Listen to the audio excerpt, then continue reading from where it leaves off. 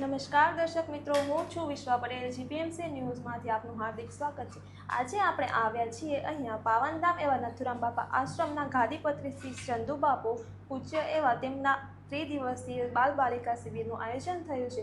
તો તેમના વિશેની આપણે માહિતી જાણીશું અને તેમનું મહત્વ શું છે તે આપણે તેમની પાસેથી જાણીશું. આજે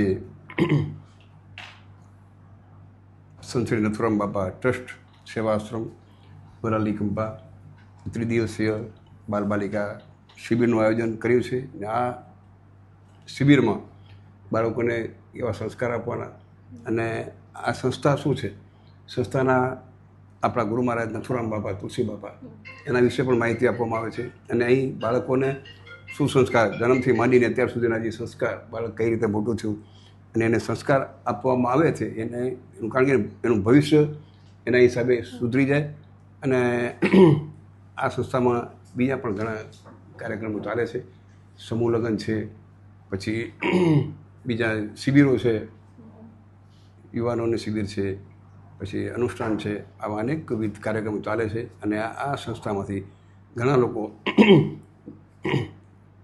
સારું સંસ્કારનો પાથો લઈને જાય છે.